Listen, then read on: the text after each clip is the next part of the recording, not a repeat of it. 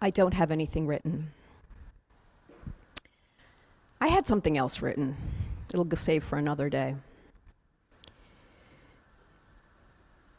A week ago, Saturday morning, woke up and I read the news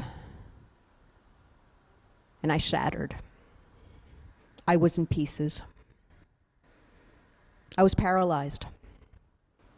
I didn't know what to do.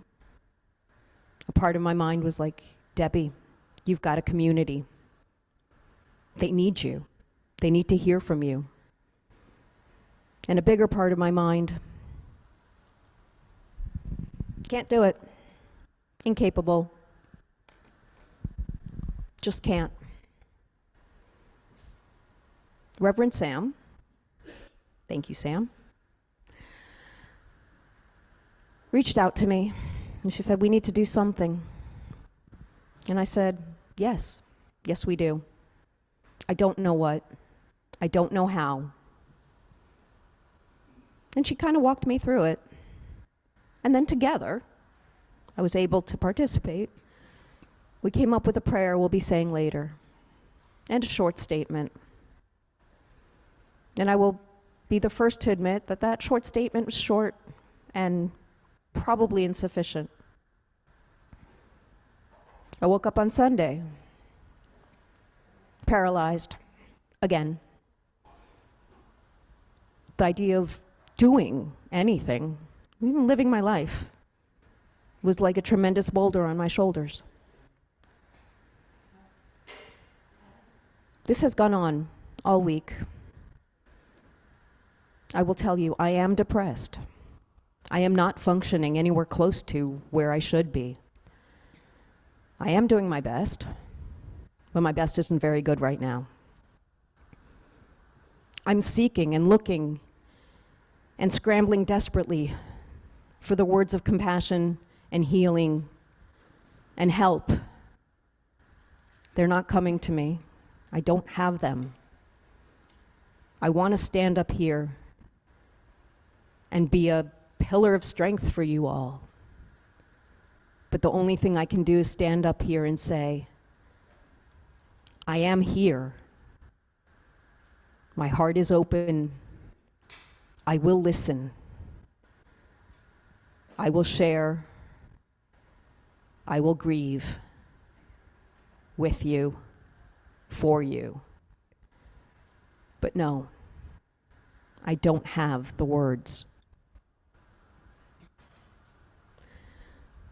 Which is interesting, because a lot of words have been said and continue to be said, and a lot of images and posts and actions, and they run the gamut from the poignant and beautiful to the atrocious. Yesterday was an important day for me, for no real reason other than I was lucky to get 2 pieces of wisdom dropped in my lap. The first was at a bar mitzvah I was at, and the bar mitzvah boy, this 13-year-old kid, I know, Jewish adult, but kid. He had read about the story of Cain and Abel, that's where we are in the Torah, and he spoke about it. And he did something very, very interesting. He said, he gave us Cain's perspective on what was going on in his head. He made Cain human and understandable. And his rage came from not nowhere, from somewhere we could grasp. And his actions. And he made it, we were all nodding, going, okay, I see where this horrible, where this came from, where this horrible action of murdering one's brother came from. And then he said, the punishment God gave him was fair, was needed, was right. He was telling us, it is fine to look for the reasons. It's important. Understanding reasons is vital. Reasons are not excuses. You might have a lot of reasons, but that does not excuse inexcusable behavior. All the soldiers who have ever said, "I was just following orders," that's a reason. It's not an excuse. There's a lot of that right now, a lot of reasons. There are no excuses.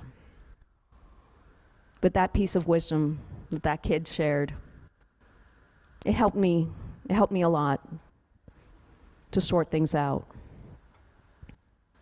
The other thing was, in the Washington Post, there was an article, and I don't know where I saw it online.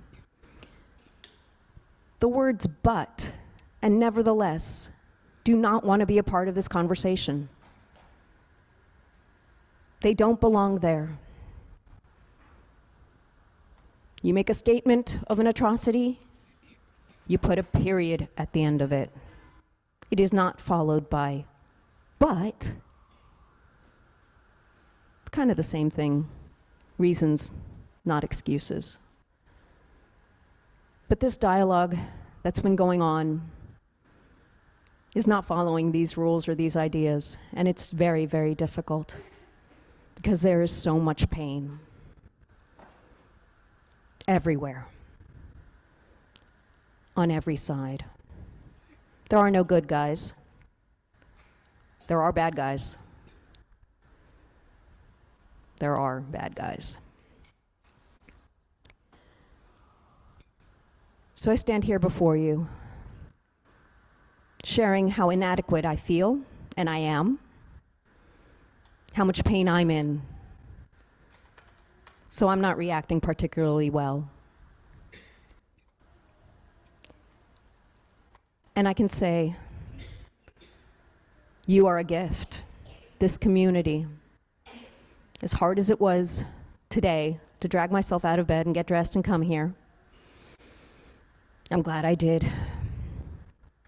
Seeing your faces, being here with you, and knowing you are here for each other, this is a gift.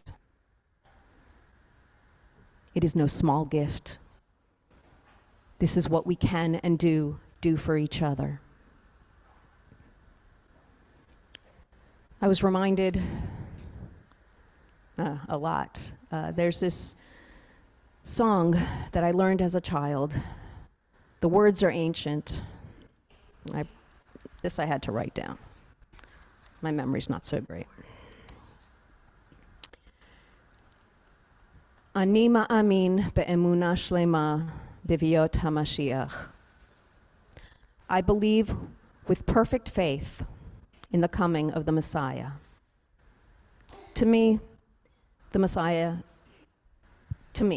is a metaphor. It's a metaphor of hope.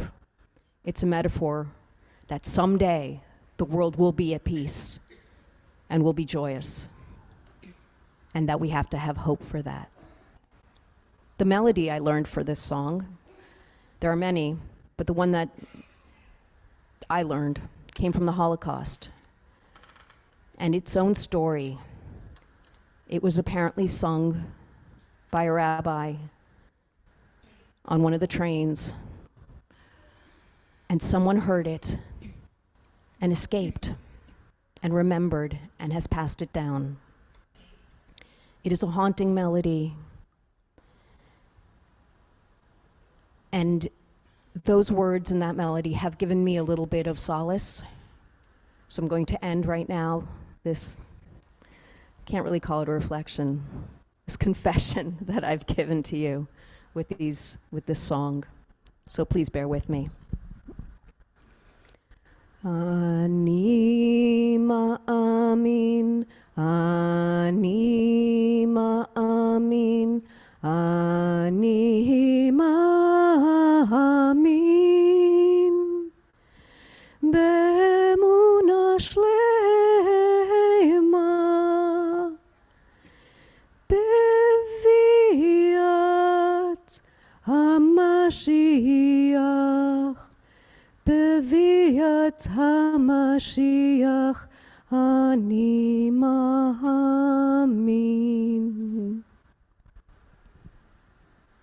Thank you.